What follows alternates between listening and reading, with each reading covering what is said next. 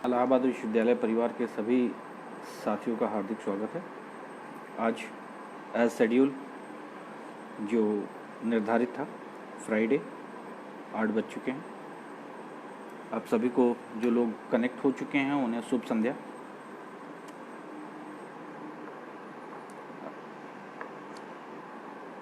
पिछले टर्न पे जो आप लोगों के साथ डिस्कस हुआ था वो लगभग सेक्शन 95 ऑफ आईपीसी ये कंप्लीट हो गया था और चीज़ें सिर्फ पढ़ लेना, पढ़ के आगे बढ़ जाना ये अपने आप में पर्याप्त नहीं होता है जब तक कि उन सारी चीज़ों का एक बार पुनः चिंतन और मनन ना हो जाए। पढ़ने का सबसे अच्छा तरीका ये होता है रात में जब आप पढ़ाई करें या दिन में जब आप पढ़ें तो पढ़ने के बाद अपनी किताबों को, अपनी पुस्तक को बंद कर दें थोड़ी देर के लिए और जो आपने पढ़ा है उसको दोबारा रिकैप करने की कोशिश करें।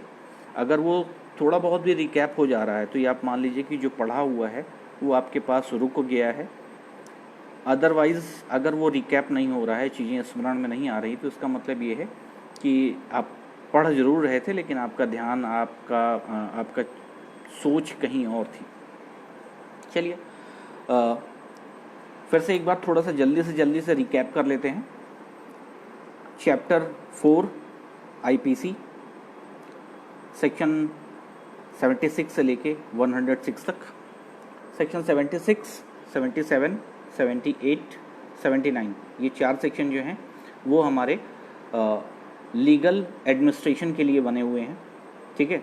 सेक्शन 76 जो है वो ये कहता है कि अगर कोई व्यक्ति तथ्य की भूल में ऐसा कार्य करता है जिससे वो ये मानता है कि वो विधि द्वारा आबद्ध है और उसके द्वारा कोई कार्य किया गया है तो वहाँ उसे पूरी तरह से एग्जम्पशन मिलता है, कोई अपराध नहीं होता है। इसी तरह सेक्शन 77 जो है वो न्यायिक कार्यों में रत न्यायाधीश जो न्यायिक पद पे हैं उनके द्वारा जो कार्य किया जा रहा है उस कार्य में अगर करते समय अगर वो किसी को फांसी की सज़ा देते हैं या किसी को जेल में परिरोध करने की सज़ा देते हैं तो ये कार्य भी उनका सेक्शन 77 द्वारा रिलीफ में होता है।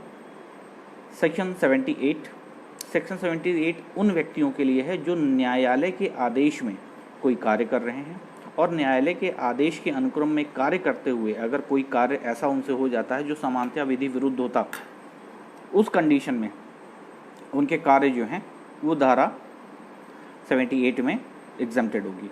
इसके बाद फिर सेक्शन 79 भी वही बात करती है, कोई ऐसा कार्य जो तथ्य की भूल में किया गया हो लेकिन करने वाला व्यक्ति सद्भावपूर्वक उसे ऐसा मानता हो कि उसके द्वारा जो कार्य किया गया है वो जस्टिफाई है, जस्टिफिकेबल है।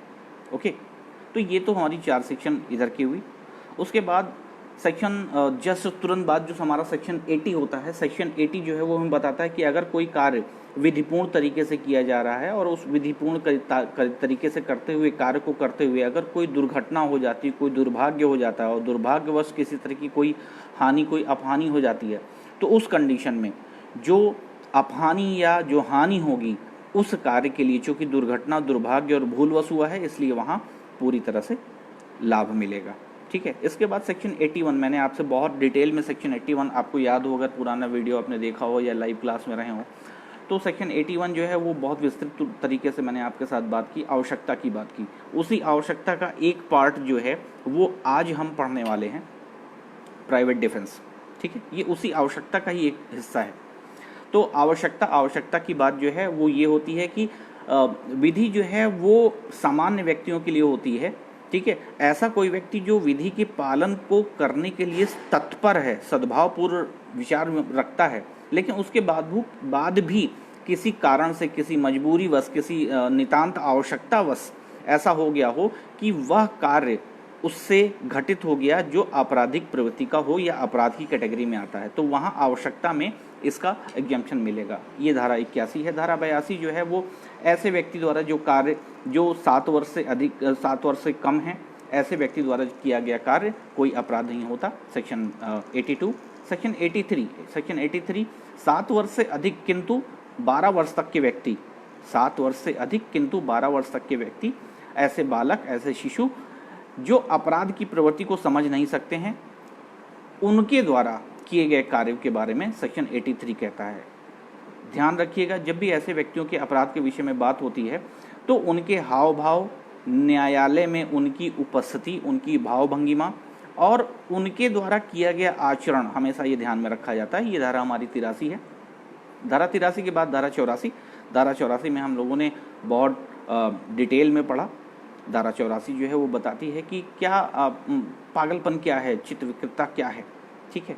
और धारा 84 के साथ ही साथ धारा 85 और धारा 86 ये दोनों उसी के साथ उसको कोरिलेट करती है। तो धारा 84 में हमने पढ़ा, मैकनॉटन का रूल पढ़ा, वाइल्ड बेट टेस्ट पढ़ा, ठीक है, अच्छे बुरे में अंतर पढ़ा, ठीक है, इस तरह के डरहम का रूल पढ़ा। ये कई सिद्धांत जो हैं वो कंस्टेंटली आते रहे और जैसे जैसे साइंस इस्टेब्लिश होता गया वैसे वैसे चीज़ें इस्टेब्लिश होती गई। लेकिन अभी 250 साल पहले मैकनॉटन का रूल जो है वो अभी तक हम लेके चल रहे हैं और मैकनॉटन के रूल में विधिक पागलपन और चिकित्सीय पागलपन, ठीक है, दोनों में अंतर रखा गया है। और ऐसा व्यक्ति जो विधिक रूप से पागल है, मत चित्त विकृत है, अनसाउंड है, ऐसा व्यक्ति जो होगा उसे धारा 84 में हम लाभ देंगे। इसके तुरंत बाद धारा 85 और 86। धारा 85 जो है वो बात करती है ऐसे व्यक्ति के बारे में जो कि धारा 85 जो है वो बात करती है कि ऐसा व्यक्ति जिसे धोखे से, बगैर उसके ज्ञान के, बगैर उसकी जानकारी के इंटॉक्सिकेट कर दिया गया हो। भले इंटॉक्सिकेशन किसी भी आधार पे हुआ हो, ये ध्यान रखिएगा। इंटॉक्सिकेशन के बहुत सारे आधार हो सकते हैं। इंटॉक्सिकेशन का एक आधार चित्त विकृति भी होती है, ठीक है, या इंटॉक्सिकेशन में शराब पीना, ठीक है, या किसी भी तरीके से ड्रग्स लेना या कोई और बहुत तरह के अब चूँकि विकास हो रहा है, इस क्षेत्र में भी विकास हो रहा है, तो नए तरीके के कोकीन है, हीरोइन है, अफीम है, बहुत सारी चीज़ें हैं। तो रीज़न से मतलब नहीं है, किस वजह से मत्तता हुई उससे मतलब नहीं है, ठीक है। मत्तता बस ये है कि बगैर उस व्यक्ति के जानकारी के बिना होनी चाहिए। अगर जानकारी के बिना हो रही है तो उसके द्वारा किए गए कृत्य यानी कार्य अगर आपराधिक कृत्य हैं, आपराधिक कार्य हैं, तो वहाँ उसे बचाव मिलेगा। इसी के तुरंत बाद धारा 86। धारा 86 जो है वो उस बारे में बात करती है जब कोई व्यक्ति स्वैच्छिक रूप से मत्त हुआ, ठीक है। स्वैच्छिक रूप से मत्त होने पर दो बातें यहाँ मेंशन की गई हैं, ध्यान रखिएगा। आशय और ज्ञान की बात की गई है। ज्ञान हमेशा ये माना जाता है कि प्रत्येक व्यक्ति के अंदर है, क्योंकि ज्ञान को हम अगर ये मान लें कि ज्ञान नहीं है तो पहले हम इसी बात को साबित करते फिरें कि ज्ञान है या नहीं है, उसके बाद फिर अपराध पे बाएंगे। लेकिन हमेशा ये ध्यान रखिएगा कि ज्ञान को हमेशा प्रजम्पशन में माना जाता है, ज्ञान हमेशा होता है। बात होती है धारा 86 में आशय की, ठीक है। आशय वो बना पा रहा है, नहीं बना पा रहा है, उसके द्वारा जो ड्रिंक की गई है या जो इंटॉक्सिकेशन का मटेरियल सब्सटेंस लिया गया है वो इस लेवल का उसकी मत्तता यानी ड्रिंकनेस या जो भी आप कह सकते हैं, ठीक है, वो इस लेवल का होना चाहिए कि वो आशय बनाने में भी पूरी तरह से असमर्थ हो, ठीक है। और ये बात ध्यान रखिएगा, मैंने उसी समय आपको बताया था और कहा भी था कि आप लिख लीजिए, स्वैच्छिक मत्तता प्लस अनैच्छिक मत्तता इज इक्वल टू अनैच्छिक मत्तता। यानी अगर कोई व्यक्ति है, शुरू में उसने शराब की बात ले लें, ड्रिंक की बात कर लें, शुरू में उसने 1 या 2 ग्लास शराब पी, ठीक है, लेकिन उसके बाद वो पीने से मना कर दिया, लेकिन उसके बाद भी अगर उसे पिलाई जा रही है तो ये माना जाएगा कि शुरू में तो उसने अपनी मर्जी से पिया था, लेकिन बाद में जो उसको पिलाई जा रही है वो अनैच्छिक मत्तता की कंडीशन में आएगी, क्योंकि वो आशय अब वो खो चुका है जिससे वो मना कर सके, ठीक है। तो ये थी धारा 86, ठीक है। ये जो सेक्शंस हैं इनको एकदम ऐसे मान के चलिए कि आपके फिंगर टिप पे ये याद होने चाहिए आपको, ठीक है। इसके बाद धारा 87 बात करती है सम्मति की। वॉलंटरी नॉट फिट एरिया, जो व्यक्ति सम्मति से कोई कार्य करता है उसके द्वारा उस कार्य में उसे हानि नहीं होती, क्योंकि प्रत्येक व्यक्ति जो है वो अपने हित का सर्वोत्तम ज्ञाता होता है। ये रही हमारी धारा 87। धारा 87 में जो सम्मति की एज है, कंसेंट की जो एज है वो 18 साल मानी गई है, दिमाग में रखिएगा, क्योंकि 18 साल 87 में है। और वहीं जैसे ही हम सेक्शन 90 में आते हैं, ठीक है, सेक्शन 90 90 सम्मति की परिभाषा दी गई है। सेक्शन 90 में जैसे ही आते हैं तो वहाँ पर जो सम्मति है उसकी परिभाषा तुरंत शिफ्ट हो जाती है, वो 12 साल की व्यक्ति की हो जाती है, ठीक है। तो ये हुई आपके सेक्शन 87। सेक्शन 88 जो है वो डॉक्टरों के लिए एक सेफ गार्ड का काम करता है कि कोई ऐसा कार्य किया गया है जो सम्मति पूर्वक किया गया है, ठीक है, लेकिन सद्भाव के साथ किया गया है और उस कार्य को करने में मृत्यु की होने की आशंका नहीं है, ठीक है। ये रहा आपका सेक्शन 88। इसी के तुरंत बाद सेक्शन 89 जो है वो संरक्षक, कोई गार्जियन है, गार्जियन के द्वारा जो कार्य किया जा रहा है, ठीक है, और उस गार्जियन के द्वारा जो कार्य किया गया है अगर उस संरक्षक के फायदे के लिए किया जा रहा है, उस कार्य से ऐसा लग रहा है कि उस व्यक्ति यानी संरक्षक कंसेंट दे रहा है, वो व्यक्ति इतना छोटा है कि वो इतना छोटा है या इस बुद्धि का, इस विवेक का नहीं है कि वो अपनी कंसेंट दे सके, तो उसका विधिक प्रतिनिधि या उसके गार्जियन उस कार्य के लिए सम्मति देते हैं, कंसेंट देते हैं। लेकिन यहाँ भी ध्यान रखिएगा कि यहाँ भी मृत्यु की आशंका नहीं होनी चाहिए, कार्य सद्भावपूर्वक होना चाहिए और व्यक्ति के उस व्यक्ति के जिसके लिए कार्य किया जा रहा है फायदे के लिए होना चाहिए। यह रही आपकी धारा 89। धारा 90 सम्मति की परिभाषा बताती है 12 वर्ष से अधिक व्यक्ति किसी भ्रम में ना हो, किसी भूल में ना हो, ऐसी सम्मति जो होती है वो सम्मति की कैटेगरी में आती है, ठीक। धारा 90। धारा 91 जो है वो बताती है कि कोई ऐसा कार्य जो अपने आप में ये बता दिया गया है कि ये अपवाद है, इसके लिए कोई डिफेंस नहीं होगा। जैसे मैंने आपको याद होगा, मैंने आपको बताया था, अगर कोई महिला जो है वो अबॉर्शन कराती है, भले अबॉर्शन कराते समय, गर्भपात कराते समय वो खुद तो सम्मति दे रही है, ठीक है, लेकिन गर्भपात के समय अगर वो शिशु जिसमें स्पंदन आ चुका है, ठीक है, उस शिशु की जो जान जा रही है, उसकी जो क्षति हो रही है, उसको जो प्रॉब्लम हो रही है, उस चीज के लिए हमारी सेक्शन 312 जो है इसे पूरी तरह से बैन कर रखा है, ठीक है, अपने आप में इसे अपराध बता चुका है। लेकिन फिर भी अगर कोई कार्य सम्मति के साथ किया जा रहा है, उस महिला ने सम्मति दी है, लेकिन फिर भी धारा 91 में ये बात स्पष्ट कर दी गई है कि अपवादिक स्वरूप जो कार्य होंगे उनके लिए क्षम्य नहीं होगा, सम्मति वैलिड नहीं होगी, ठीक है। ये आपकी धारा 91। धारा 92 जो है वो सम्मति के बिना आवश्यकता, फिर वही बात आ गई, आवश्यकता, सम्मति के बिना फायदे के लिए कोई कार्य किया जा रहा है। कोई व्यक्ति जो है वो घोड़े से गिर गया है, कंसेंट देने वाला कोई नहीं है, उसके सर का ऑपरेशन किया जाना जरूरी है, तो बिना कंसेंट के ये धारा भी डॉक्टरों के बेनिफिट के लिए इसमें रखी गई है, ठीक है। तो बिना सम्मति के फायदे के लिए किया गया कार्य, ये हो गया आपका सेक्शन 92। सेक्शन 93 सद्भावपूर्व दी गई सूचना, कोई ऐसी सूचना दी जाती है जो सद्भावपूर्वक दी जाती है, जिसका उद्देश्य जो है वो ये है कि आप अपना उस सूचना से आप अपना कोई कार्य सुचारू रूप से कर सकते हैं या कोई कार्य निपटा सकते हैं। तो उस कंडीशन में अगर कोई संसूचना दी जा रही है, कोई सूचना दी जा रही है, उस कंडीशन में अगर उस सूचना को प्राप्त करने वाले व्यक्ति को नर्वस ब्रेकडाउन हो जाता है, हार्ट अटैक हो जाता है या किसी और तरह की अपंगता या किसी और तरह की क्षति हो जाती है, तो उस समय धारा 93 का लाभ मिलेगा, ठीक है, और धारा 93 में सद्भावपूर्ण संसूचना के अंतर्गत इसे लाभ मिलेगा। इसके बाद आपकी धारा 93 के बाद धारा 94। धारा 94 वह कार्य जो धमकियों से किया गया है, एक और डाकुओं ने पकड़ लिया और उसे बंदूक उसके सर पे तान दी और कहा ये ताला तोड़ दो वरना तुम्हें गोली मार दूंगा, ठीक है, डाकुओं की टोली ने पकड़ लिया। ऐसे समय पे अगर वो ताला काट रहा है, ताला तोड़ रहा है, ताला खोल रहा है, तो इस तरह से धमकियों में, विवशता में किए गए कार्य के लिए कोई अपराध नहीं होगा। लेकिन यहाँ पे भी एक अपवाद है, ये ध्यान रखिएगा कि जब कभी ऐसी कंडीशन आ जाए, खूब इस पर सवाल पूछे जाते हैं, जब कभी ऐसी कंडीशन आ जाए कि व्यक्ति को अपनी जान या किसी और की जान बचाना हो, ठीक है, ए ने मेरे सर पे बंदूक रख दी, ए ने, और कहा कि अगर तुम बी को नहीं मारोगे तो मैं तुम्हें गोली मार दूंगा, तो ऐसी कंडीशन में मेरा ये दायित्व होगा कि मैं बी के प्राणों की रक्षा करूं, भले मेरी जान चली जाए, ठीक। ये धारा 94 और आखिरी धारा जो आपको मैंने लास्ट टाइम पे पढ़ाई वो धारा 95।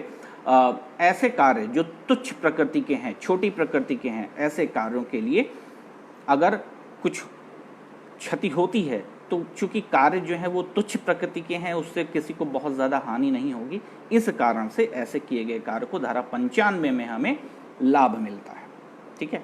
तो ये 15 मिनट में आपका रिकैप, ठीक है।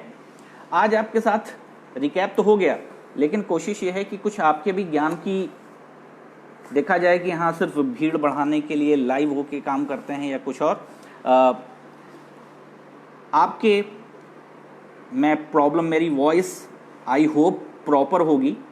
मैं कुछ प्रॉब्लम आपसे, कुछ क्वेरीज आपसे करूँगा और आपके आंसर जो हैं वो एज अ ऑप्शन मेरे स्क्रीन पे मेंशन होना चाहिए। एक प्रॉब्लम है, एक अंधेरी रात में ए और बी आपस में झगड़ा कर रहे थे। ए ने एक मुक्का बी की तरफ चलाया। उसी समय बी की पत्नी अपने कंधे पर एक नवजात शिशु को लेकर सामने आ गई। वो मुक्का उस नवजात शिशु को लग गया, जिससे उस नवजात शिशु की मृत्यु हो गई। ए ने कौन सा अपराध किया है? ए ने कौन सा अपराध किया है? आपके ऑप्शन जो है वो भी मैं आपको दे रहा हूं। हर्ट उपहति, ग्रेवियस हर्ट घोर उपहति, कल्पेबल होमोसाइड यानी आपराधिक मानववध, या मर्डर हत्या।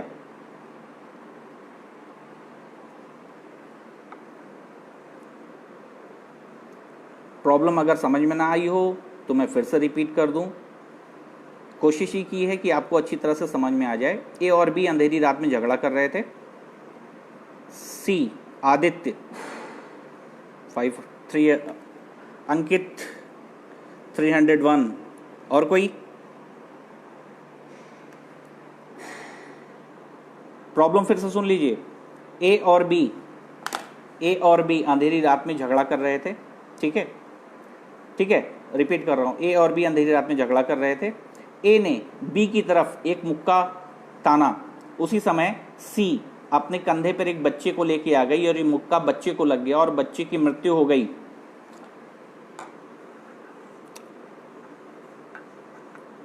जानबूझ के ये सवाल पूछा क्योंकि बहुत सारे लोग ऐसे हैं जो इस क्वेश्चन में कंफ्यूज हो जाएंगे। Option hurt, grievous hurt, culpable homicide और मर्डर।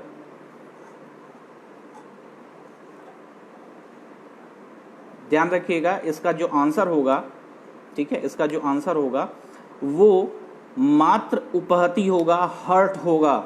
मात्र उपहति होगा, हर्ट होगा। मैं रिपीट कर रहा हूं, ठीक है। क्यों? इसका आंसर आपको अगले सवाल में मिल जाएगा। क्यों? इसका आंसर आपको अगले सवाल में मिल जाएगा। फिर से ध्यान रखिए, ए और बी अंधेरी रात में झगड़ा कर रहे थे। ठीक है, ए और बी दोनों के हाथ में लाठियां थीं। दोनों के हाथ में लाठियां थीं। ए ने लाठी से बी के ऊपर प्रहार किया। उसी समय बीच में बी की पत्नी हाथ में बच्चे को लेके आ गई और लाठी जो है वो बच्चे को लग गई, जिससे बच्चे की मृत्यु हो गई। यहां क्या होगा? फिर से वही ऑप्शन है, hurt, grievous hurt, culpable homicide और मर्डर। यही ऑप्शन फिर से हैं।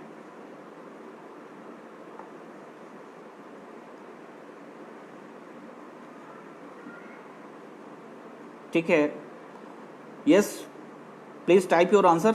बी हर्ट, मैं फिर से बोल रहा हूं, A hurt, B grievous hurt, C culpable homicide और D murder. Grievous hurt, Shakuntala, yes yes yes yes, very good very good, yes. दोनों सवाल में अंतर आपको शायद समझ में आ गया हो, इसी वजह से ये क्वेश्चन मैंने पूछा। पहली कंडीशन, पहली प्रॉब्लम में जो था वो मुक्का चलाया जा रहा था। एक व्यक्ति दूसरे व्यक्ति को अगर मुक्का मारेगा तो वाजिब सी बात है कि साधारण उपहति, हर्ट, सिर्फ हर्ट होगी, और उस हर्ट में बच्चे का बीच में आना और उसकी चोट लग जाना और उससे मृत्यु हो जाना, तो यहां सिर्फ और सिर्फ हर्ट के लिए दोषी होगा। लेकिन दूसरी वाली प्रॉब्लम में लाठियों से आपस में झगड़ा कर रहे थे और लाठी से जो चोट लगती, लाठी से जो चोट लगती वो निश्चित रूप से ग्रेवियस हर्ट होती। ये इन दोनों केस में अंतर है। ऐसे ही प्रॉब्लम होती हैं जो आपको एटलीस्ट पीटी पर कंफ्यूज कर देती है। और ये ध्यान रखिए कि पीटी में लगभग 15, मैं जुडिशरी की बात कर रहा हूँ, लगभग 15 से 18 क्वेश्चन जो आपके होते हैं वो आईपीसी के होते हैं। ठीक है, एक बड़ा सेगमेंट होते हैं, 10% लगभग। और वहीं जब आप एपीओ का एग्ज़ाम दे रहे होंगे तो 35 क्वेश्चन आपकी आईपीसी के होंगे और ऐसी खूब सारी प्रॉब्लम आपसे पूछी जाएगी। ठीक है, तो 35 क्वेश्चन आईपीसी के होने की वजह से ऐसी क्वेश्चंस, अब चूंकि माइनस मार्किंग है, ऐसे जो सवाल हैं और उनके उत्तर आत्मघाती हो सकते हैं। ठीक है, एक और प्रॉब्लम है, बहुत अच्छी प्रॉब्लम है, ये ध्यान रखिएगा। एक कुल्हाड़ी से एक पेड़ को काट रहा था। एक कुल्हाड़ी से एक पेड़ को काट रहा था। कुल्हाड़ी का फल जानते होंगे आप, आगे के लोहे का हिस्सा, कुल्हाड़ी का लोहे का फल छटक के पास खड़े एक व्यक्ति के गर्दन पे जा लगा और उस व्यक्ति की मृत्यु हो गई। ए ने कौन सा अपराध किया है? हत्या, आपराधिक मानववध, घोर उपहति या इनमें से कोई नहीं? हत्या, आपराधिक मानववध, घोर उपहति या इनमें से कोई नहीं। 4 ऑप्शन आपके पास हैं।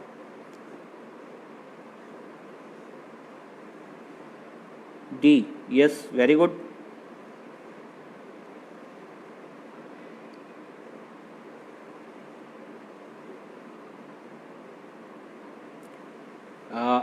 कॉन्स्टेंटली एक जैसे ऑप्शन आपके टाइप होने चाहिए थे, लेकिन अभी भी आंसरों में डिफरेंस है।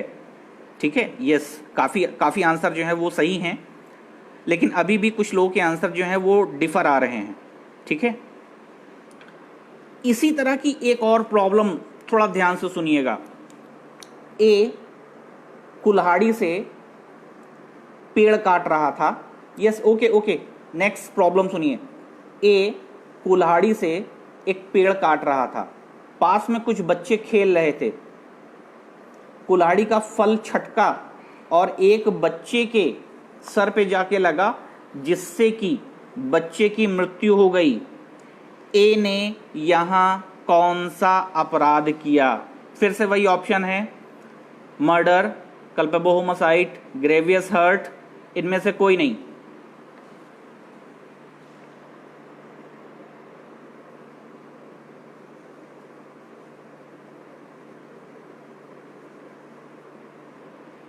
बताएं, या ऑप्शन में फिर से रिपीट कर दे रहा हूं, ऑप्शन सुनिए।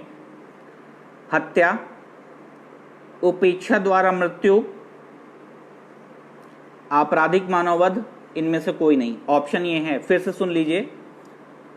पहला हत्या, दूसरा उपेक्षा द्वारा मानववध, तीसरा घोर उपहति, चौथा इनमें से कोई नहीं।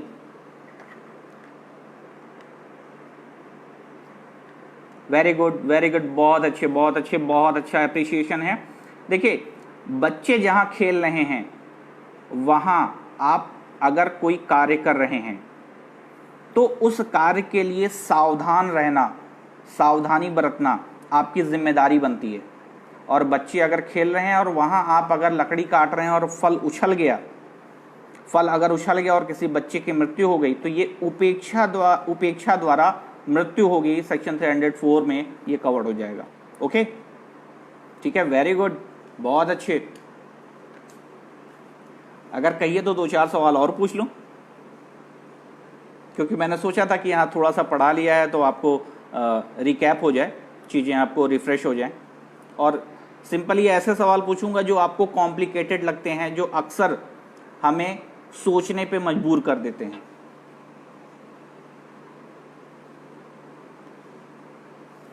आपराधिक विधि में घोर उपेक्षा, रिपीट कर रहा हूं, आपराधिक विधि में योगदायी उपेक्षा, कंट्रीब्यूटरी नेग्लिजेंस जो है, ये कोई बचाव नहीं है, ठीक है, ये मैंने जिस समय क्लास ली थी उस समय भी आपको बताया था। कंट्रीब्यूटरी नेग्लिजेंस जो हैं वो हमारी आईपीसी में कोई इसका बचाव नहीं है। सिविल प्रोसीजर में जब जाएंगे तो वहाँ हो सकता है, या फिर जब हम टॉर्ट पे आएंगे तो वहाँ हो सकता है, लेकिन आईपीसी में कंट्रीब्यूटरी नेग्लिजेंस का कोई ऐसा इशू नहीं हो सकता। सवाल जो है वो ये है कि इस बात को किस केस में डिसाइड किया गया था। कंट्रीब्यूटरी नेग्लिजेंस जो है वो हमारे आपराधिक विधि में कोई स्थान नहीं रखता है, या किस केस में सबसे पहले डिसाइड किया गया था। आपके ऑप्शन हैं आर वर्सेस स्वीडाल वर्स and Osborne, option number 2 Browning versus State, Browning versus State, तीसरा option C Dhania Daji case, चौथा हीरालाल वर्सेस बिहार।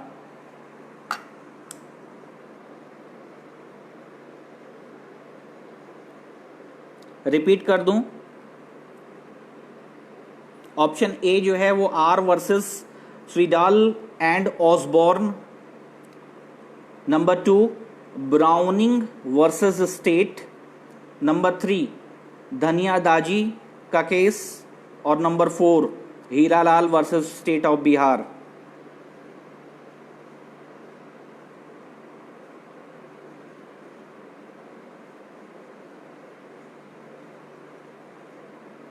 देखिए आपके ये अंदाजे लगने लगे।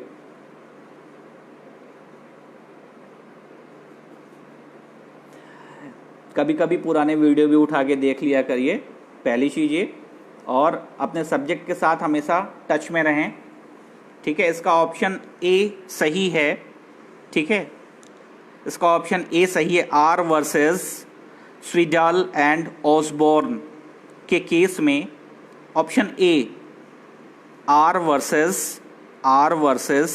स्वीडाल एंड ऑसबॉर्न के केस में सबसे पहले ये डिसाइड किया गया था कि कंट्रीब्यूटरी नेग्लिजेंस जो हैं वो हमारे क्रिमिनल आपराधिक विधि में कोई ऐसा ग्राउंड नहीं बनाते हैं, ठीक है। चलिए, उम्मीद कर रहा हूं कि शायद थोड़ा सा कुछ आज अलग लग रहा हो आपको।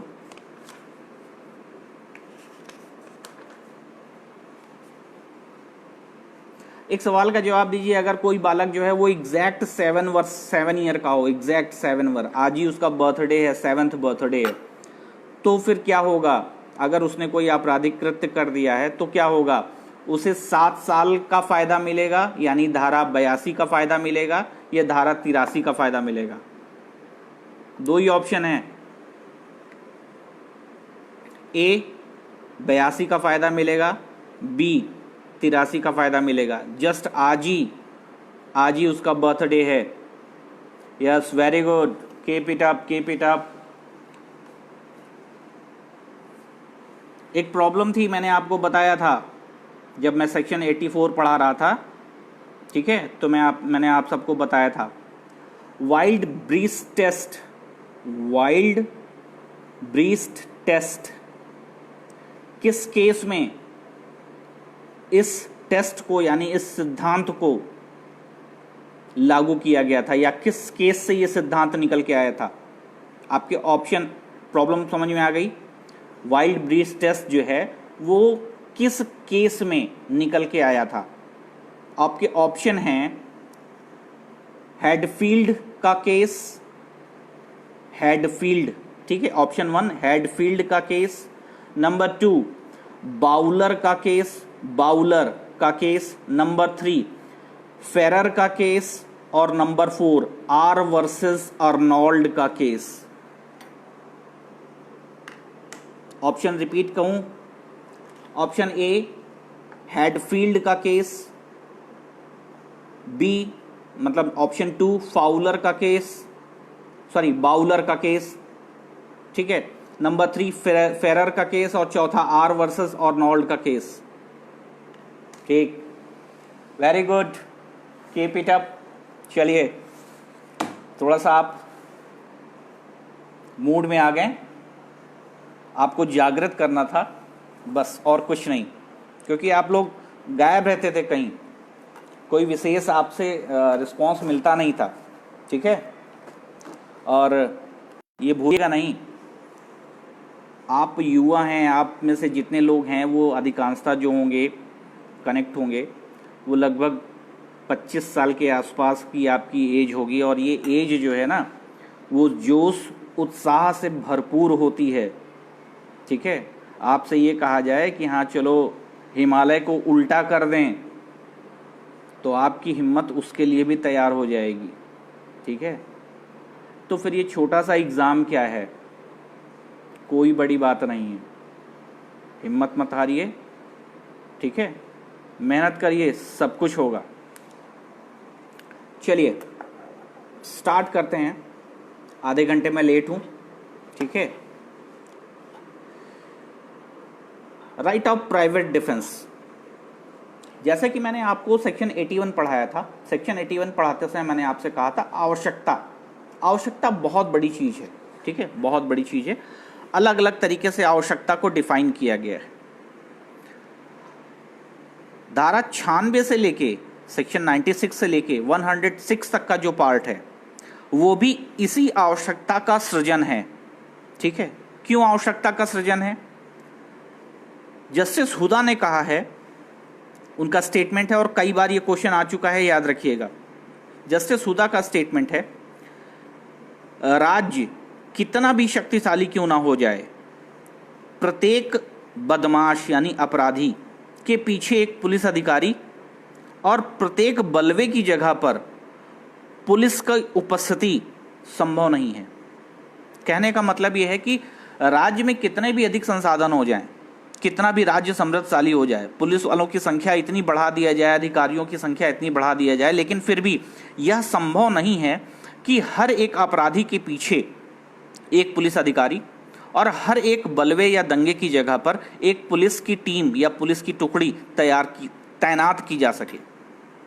हुदा का ये स्टेटमेंट है। इसी वजह से प्रत्येक व्यक्ति को अपने स्वयं के और अन्य व्यक्तियों के सुरक्षा यानी जीवन की सुरक्षा और उनकी संपत्ति की सुरक्षा का अधिकार देना, ये एक नैसर्गिक यानी प्राकृतिक बात होगी, इसके लिए कुछ अलग सा नहीं होगा, ठीक है। देखिए, जो प्राइवेट डिफेंस में जो चीज़ें बताई गई हैं, जो भी सेक्शन 96 से लेके सेक्शन 106 तक का जो पार्ट है, उसमें जो कार्य हो रहा है निसंदेह वो अपराध है। जो भी कार्य हो रहा है जिसमें हम बचाव ले रहे हैं, धारा 96 से 106 के बीच का बचाव ले रहे हैं, निसंदेह वो अपराध है। लेकिन अपराध होने के बावजूद वह कृत्य जो है वो आवश्यकता है, ज़रूरत है। क्यों?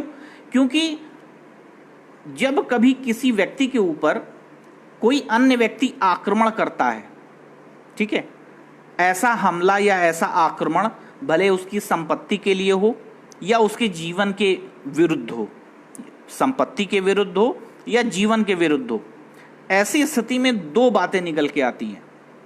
पहली क्या, या तो जिसके ऊपर हमला हुआ है वो कायर बन जाए और चुपचाप उस हमले को सह ले, या फिर उस हमले का युक्त प्रतिरोध करे।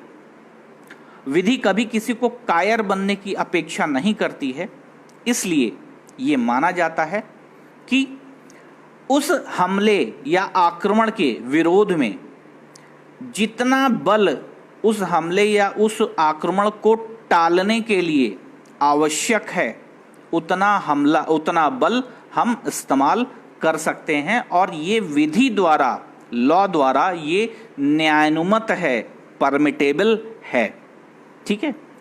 यही कॉन्सेप्ट जो है वो पूरा का पूरा आपका सेक्शन 96 से लेके 106 तक एस्टेब्लिश है।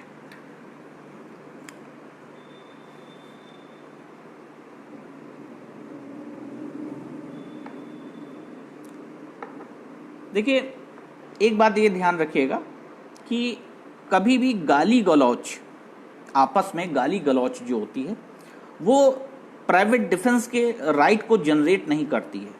ठीक है, ओरल मुंह से कहा सुनी जो है या अपशब्दों का प्रयोग है, ये राइट टू प्राइवेट डिफेंस को जनरेट नहीं करती है। ये अपने दिमाग में अच्छे से रखिएगा। जब तक हमला, असॉल्ट ना हो, तब तक right to private defence origin नहीं होता है। एक तो ये बात याद रखिएगा।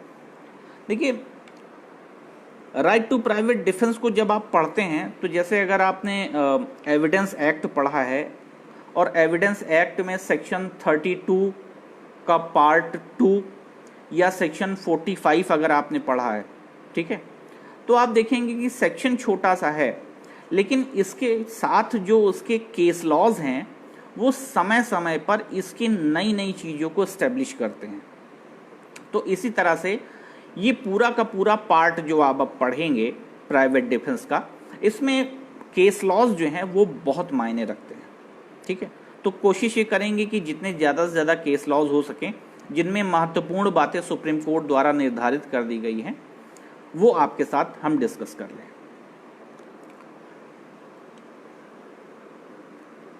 सबसे पहले तो ये जान लीजिए कि धारा 96 जो है 96, वो ये कहती है कि प्राइवेट प्रतिरक्षा में किया गया कोई कार्य अपराध नहीं है। ठीक है, कोई बात अपराध नहीं है जो प्राइवेट प्रतिरक्षा में किया जाए, यानी सेल्फ डिफेंस में जो भी काम किया जा रहा है वो काम सेल्फ डिफेंस में होने के कारण वो, बस एक चीज का ध्यान रखिएगा कि धारा 99 सेक्शन 99 में जो 4 क्लॉज दिए हुए हैं, उन क्लॉज का सेक्शन 96 से लेके 106 तक हर जगह उन चारों क्लॉज को फॉलो करना जरूरी होता है। एक चीज और जान लीजिए, आज सिर्फ बेसिक चीजें, हम सेक्शन के अंदर नहीं उतरेंगे क्योंकि पहले उसके बाहर की पेरिफेरी आपके दिमाग में अगर बन जाएगी तो फिर अंदर की कॉन्सेप्ट, अंदर की चीजें जो है वो बहुत बेहतरीन तरीके से आप समझ जाएंगे।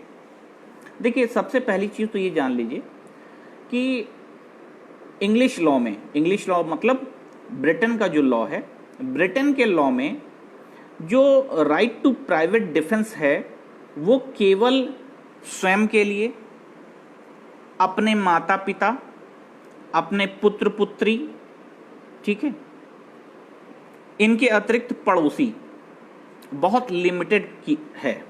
ठीक है, बहुत लिमिटेड है। वहीं भारत में जो लॉर्ड मैकाले साहब ने आईपीसी बनाई, फ्रेम की, ड्राफ्ट की, उसमें उन्होंने जो सबसे बड़ा अंतर किया है वो ये किया है कि धारा 96 से लेके 106 तक राइट टू प्राइवेट डिफेंस जो है वो प्रत्येक व्यक्ति अपने साथ साथ अन्य व्यक्ति वो कोई भी हो सकता है। कोई भी का मतलब कोई भी, आप रास्ते पे चल रहे हैं, आपके बगल चलने वाला व्यक्ति भी हो सकता है। ठीक है, ये बात छोटी सी है लेकिन इसका अंतर जो है वो बहुत बड़ा है। मैकाले साहब जब इसकी ड्राफ्टिंग हो रही थी और जब इस बिल को ले आए थे तो उस समय उन्होंने कहा था कि भारतीय जो हैं उनकी सोच इतनी संकुचित है कि ये जो अधिकार उनको मिल रहा है, इस अधिकार की परिकल्पना को वो समझ ही नहीं पाएंगे कि उन्हें क्या मिल रहा है। ठीक है, मतलब कहने का है कि सोचिए एक अनजान आदमी जिससे ना कभी आपने मिले, ना देखा, ना जानते हैं, उसका नाम तक नहीं पता है आपको, अगर उसके जीवन पर अगर कोई खतरा आ रहा है तो भी आपको उसके जीवन को बचाने के लिए किसी अन्य व्यक्ति की हत्या करने का, किसी अन्य व्यक्ति के जीवन को समाप्त करने का अधिकार आपको मिल जाता है। बहुत बड़ा कॉन्सेप्ट है ये। इसीलिए मैकाले ने उस सभा में कहा था, जब ये बिल ड्राफ्ट पेश किया गया था, उस समय इसकी बहस पे कहा गया था कि ये जो अधिकार दिया जा रहा है ये इसकी डिग्निटी, चूंकि भारत में जो लोगों के अंदर समझ है केवल और केवल अपने बारे में सोचना, केवल और केवल अपना हित देखना, हमारे पड़ोसी के साथ क्या हो रहा है, कोई अन्य व्यक्ति के साथ क्या हो रहा है, हमारी सोच उस स्तर तक पहुंची ही नहीं है। इस बात को आज से 150 साल पहले लॉर्ड मैकाले साहब ने, 150 साल क्या, उससे भी ज्यादा हो गया, 1935 का ड्राफ्ट था, ठीक है, उस समय सोच लिया था। ठीक, वहीं हम बात करें, ब्रिटेन की बात हमने कर ली, बहुत सीमित है। माता पिता, पुत्र, स्वामी सेवक, ये मैं मिस कर गया था। अगर स्वामी है यानी मेरा मास्टर है, मेरा स्वामी है, उसके प्राण के लिए, उसकी संपत्ति के लिए, या मैं स्वामी हूं मेरे सेवक के प्राण के लिए, उसकी संपत्ति के लिए, ठीक है।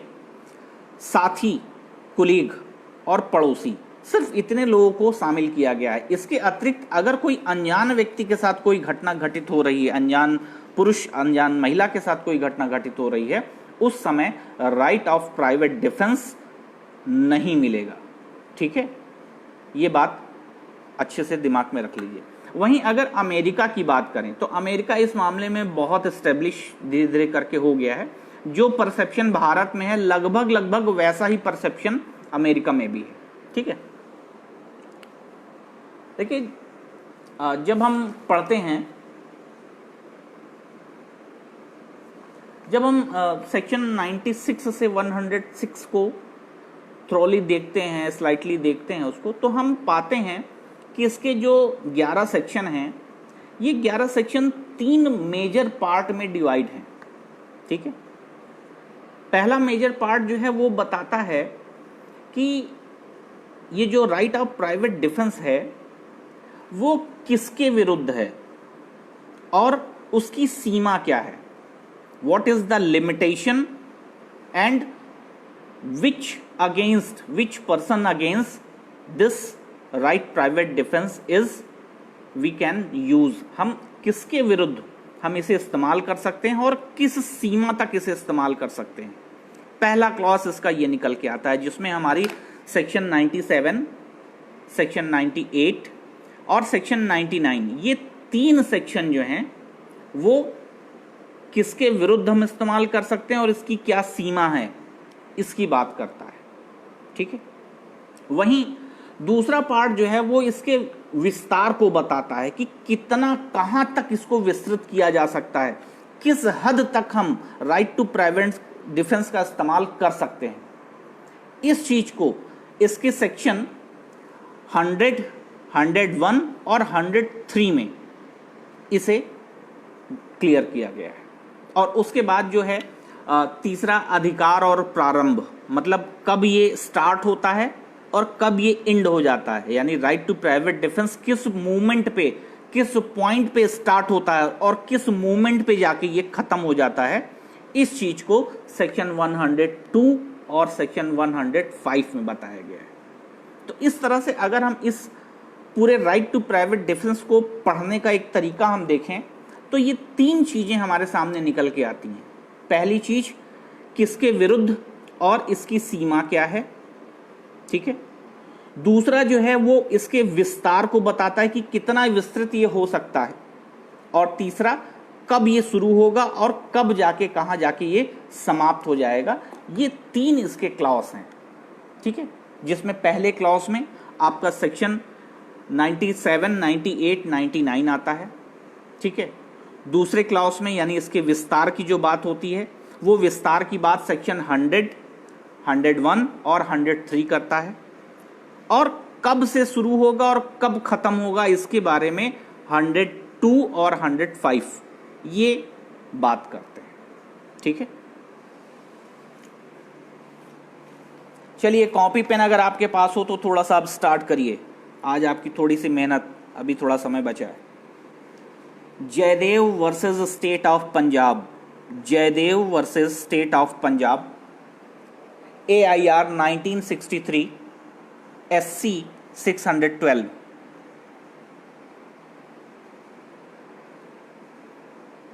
और इसी के साथ सेम यही वर्डिक मुंशी राम वर्सेस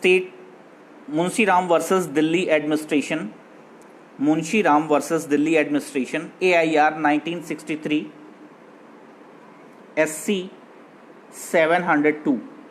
ये 2 केस ऐसे हैं इन दो केसों में जो प्राइवेट डिफेंस है, इनके राइट टू प्राइवेट डिफेंस के अंदर क्या कॉन्सेप्ट है, क्या सिद्धांत है, इसको सुप्रीम कोर्ट ने डिराइव किया और दो बातें बताई। पहली बात ये बताई कि राज्य जो है वो शांति और सुव्यवस्था चाहता है। स्टेट का जो कॉन्सेप्ट है वो शांति और सुव्यवस्था बनी रहे और हर एक व्यक्ति को राइट टू प्राइवेट डिफेंस यानी अपने जीवन को बचाने का जो अधिकार है। केस का नाम जो है Jaidev versus state of Punjab, AIR 1963 SC 612। दूसरा है मुंशी राम वर्सेस दिल्ली एडमिनिस्ट्रेशन।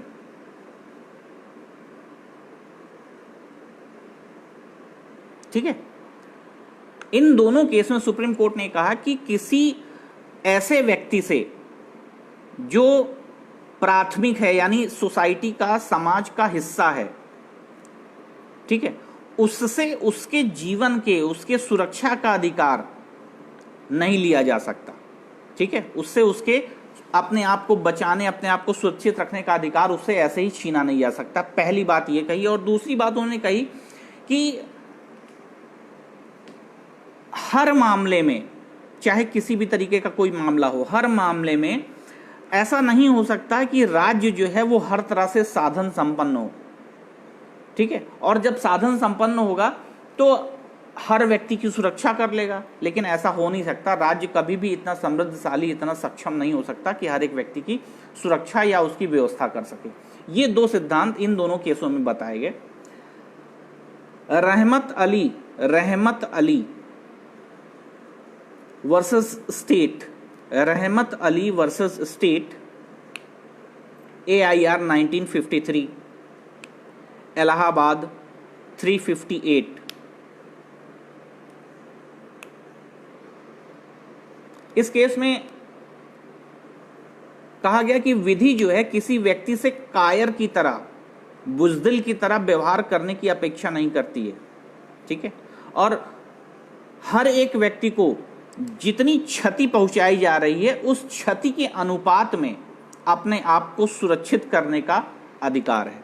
ये सारे के सारे, देखिए वही बात मैंने कहा ना कि एक जर्नल परसेप्शन आप समझ लीजिए कि किस केस में सुप्रीम कोर्ट ने इसकी डिग्निटी को क्या कहा।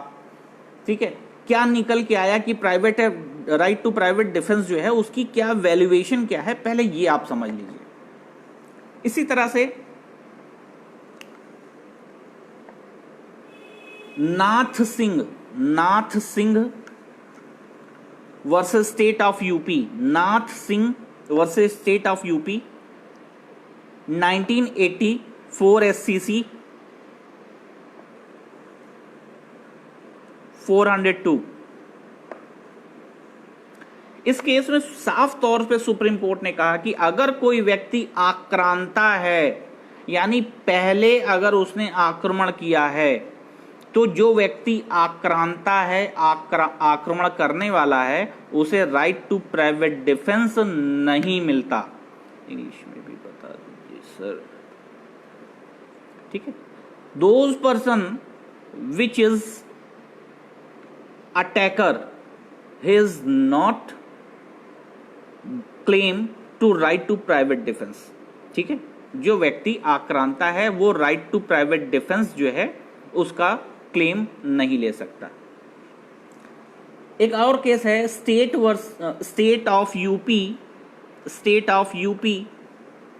वर्सेस पुस्सू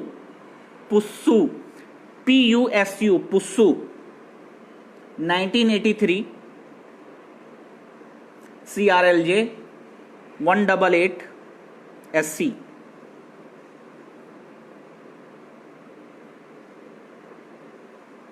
इस केस में यह कहा गया कि अगर कोई व्यक्ति आक्रमण करता है, ठीक है, और आक्रमण के बाद अगर उसका रिस्ट्रेंट होता है, ठीक है, रिस्ट्रेंट होने पर वो उस रिस्ट्रेंट को हमले की तरह उस पर सेल्फ डिफेंस की बात नहीं कर सकता। कहने का मतलब यह है कि ए और बी दो व्यक्ति हैं, ए ने बी पर हमला किया, ठीक है। अब बी ने अपना बचाव करते हुए राइट टू प्राइवेट डिफेंस का इस्तेमाल किया, तो राइट टू प्राइवेट डिफेंस के against right to private defence कभी नहीं हो सकता, ठीक है। राइट टू प्राइवेट डिफेंस के against right to private defence नहीं हो सकता। Lakshman Sahu versus state of Orissa 1988 CRLJ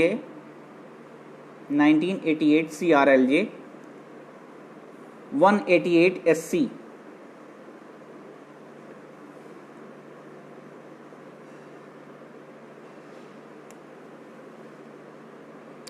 इस केस में सुप्रीम कोर्ट ने यह कहा कि सबसे पहली चीज तो आत्मरक्षा राइट टू प्राइवेट डिफेंस जो है उसका इस्तेमाल करने के लिए परिस्थिति आप क्रिएट नहीं करेंगे। यानी आपको राइट टू प्राइवेट डिफेंस इस्तेमाल करना है तो आप वो परिस्थिति क्रिएट नहीं करोगे, ठीक है। यानी अपने आप उस परिस्थिति को सृजित नहीं करोगे, सबसे पहली बात तो ये, ठीक। और दूसरी बात ये कि जो खतरा है, जो डेंजर है, उस डेंजर को जब तक वो है तब तक के लिए ही खाली हम right to private defence exist करेगा। अगर वो डेंजर शिफ्ट हो गया, हट गया, तो right to private defence exist नहीं करेगा। इसी तरह से Govardhan versus state of Rajasthan 1987 CRLJ 541। इस केस में सुप्रीम कोर्ट ने यह कहा कि राइट टू प्राइवेट डिफेंस जो है वो एक सकारात्मक तथ्यों की परिकल्पना पे होना चाहिए, मतलब काल्पनिक नहीं होना चाहिए।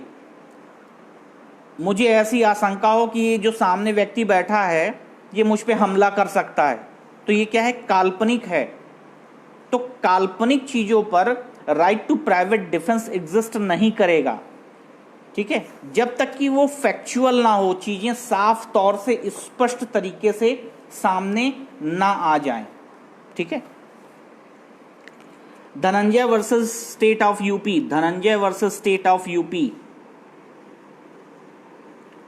1994 SC और कश्मीरी लाल वर्सेस स्टेट ऑफ पंजाब। ये दो केस हैं, दोनों केस एक ही जैसे फैक्ट निकल के आए थे। 1997 का ये कश्मीरी लाल जो है वो 1997 का केस है, ठीक है। दोनों केसों में सुप्रीम कोर्ट ने साफ तौर से कहा कि आक्रमणकारी जो है उसको राइट टू प्राइवेट डिफेंस नहीं है, साफ तौर से मना कर दिया। जो भी एग्रेसर है, जिसने फर्स्ट अटैक किया है, ठीक है, उसे राइट टू प्राइवेट डिफेंस किसी स्थिति पे क्रिएट नहीं हो सकता। नेक्स्ट केस है State of UP versus Ramswaroop. State of UP versus Ramswaroop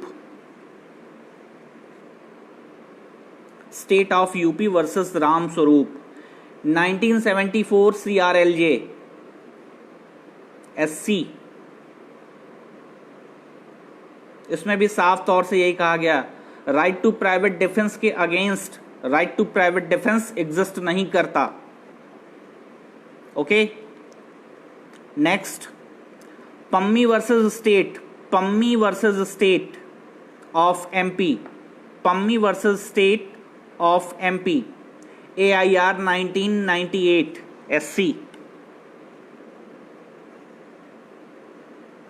इसमें भी साफ तौर से कहा गया कि आत्मरक्षा में जो कार्य किया जा रहा है, राइट टू प्राइवेट डिफेंस में जो कार्य किया जा रहा है, उस काम के अगेंस्ट फिर से right to private defence generate नहीं हो सकता।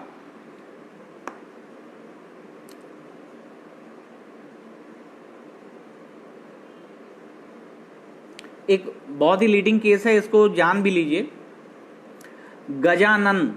Gajanan versus UP AIR 1954 SC, और साथ में एक और केस है अकाराम भैरू कोतवाल, अकाराम भैरू कोतवाल वर्सेस स्टेट ऑफ महाराष्ट्र। ये केस 1977 का है। दोनों केस में सुप्रीम कोर्ट ने साफ तौर से कहा था कि जो खुली लड़ाई होती है, ओपन बैटल, खुली लड़ाई में राइट टू प्राइवेट डिफेंस की बात नहीं हो सकती। अब ये खुली लड़ाई क्या है? जैसे अचानक 4-5 लोग खड़े हैं और उनमें आपस में हाथापाई होने लगी, तो ये इस तरह की लड़ाई जो है वो खुली लड़ाई कहलाती है। लाठी डंडे निकल आए, दंगा हो जाए, बलवा हो जाए, बलवा नहीं दंगा हो जाए, ठीक है, बहुत ज्यादा संख्या में लोग इकट्ठा हो गए, आपस में मारपीट करने लगे, इस तरह की लड़ाई खुली लड़ाई कहलाती है। तो खुली लड़ाई जो होती है उसमें राइट टू प्राइवेट डिफेंस की कोई बात नहीं होती। क्यों ये जान लीजिए, क्योंकि ये डिसाइड कर पाना बड़ा मुश्किल हो जाता है कि पहले आक्रमण किसने किया, ठीक है।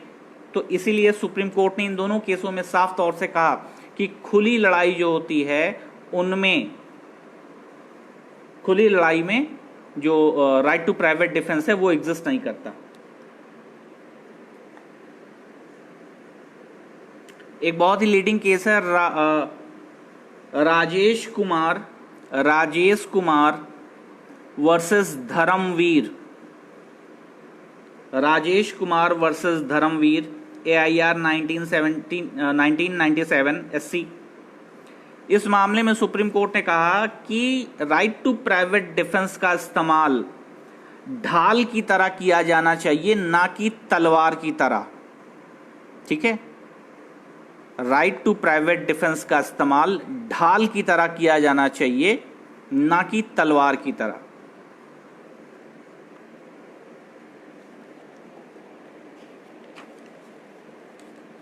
एक लास्ट केस और लिख लीजिए, योगेंद्र मुरारी जी वर्सेस स्टेट ऑफ गुजरात, 1980 का ये केस है।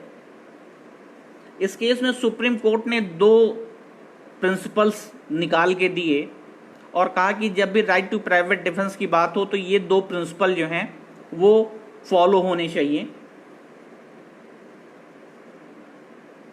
उसमें पहला जो प्रिंसिपल वो ये कहा कि जब राइट टू प्राइवेट डिफेंस का इस्तेमाल तब ही किया जा सकता है, उसी समय किया जा सकता है जब शरीर को वास्तविक और तत्कालीन यानी इमीडिएट उसी समय खतरा हो, ठीक है। पहली कंडीशन क्या उन्होंने बताई, सुप्रीम कोर्ट ने ये कहा कि वास्तविक खतरा हो, और दूसरा तात्कालिक खतरा हो, इमीडिएट डेंजर हो, ठीक है, रियल एंड इमीडिएट डेंजर हो। पहली कंडीशन ये बताई। और दूसरी कंडीशन ये बताई कि अगर राइट टू प्राइवेट डिफेंस का इस्तेमाल किया जा रहा है तो ये रिवेंज लेने के लिए नहीं होना चाहिए, बदला लेने के लिए नहीं होना चाहिए, दंडित करने के लिए नहीं होना चाहिए, प्रताड़ित करने के लिए नहीं होना चाहिए, मतलब किसी तरह का कोई रिवेंज नहीं होना चाहिए, ठीक है। ए ने 1 थप्पड़ मारा, बी ने 4 थप्पड़ मार दिए बदला लेने में, तो ये राइट टू प्राइवेट डिफेंस नहीं है, ठीक है। तो ये कुछ लीडिंग केसेस हैं जो राइट टू प्राइवेट डिफेंस को, जब भी कभी आप अपने आंसर को डिलीवर करें, या मैंने आपसे कई बार कहा कि अपने नोट्स सिनॉप्सिस बना के तैयार करें, मैंने आपसे कई बार कहा, ठीक है। और मैंने ये भी कहा कि हाँ आप एडमिन महोदय से बात कर लीजिए, जो आप नोट्स बना रहे हैं या जो भी चीज़ें आप सिनॉप्सिस बना रहे हैं, तो अगर उसे मुझ तक पहुंचाना है या मुझ तक देना है तो कौस्तुभ जी से आप संपर्क कर लीजिए, टेलीग्राम में ग्रुप में मैसेज डाल लीजिए या फेसबुक पे आप डाल दीजिए, जैसे भी आप चाहें तो आप कन्वे कर सकते हैं, ठीक है।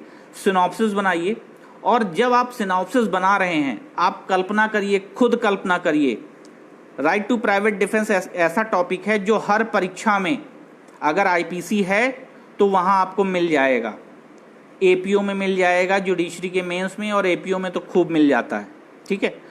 अब जरा कल्पना करिए कि आप एक question right to private defence पे आया आप उसे फ्रेम कर रहे हैं और इतने सारे आंसर पे, मतलब इतने सारे आपने केस लॉस शुरू में ही सिनॉप्सिस में लिख दिए, एग्जामिनर आपको वहीं प्रणाम करेगा, कहेगा भैया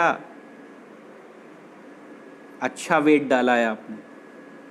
तो केस लॉ जो है वो इस पार्ट में बहुत ज़रूरी है, ठीक है। इस पार्ट को कल और कंटिन्यू करूंगा, ठीक है। आज के लिए इतना रखते हैं। इसके अतिरिक्त अगर आपको कोई समस्या हो, कोई बात हो, तो आप पूछ सकते हैं, मैसेज आप कन्वे कर सकते हैं।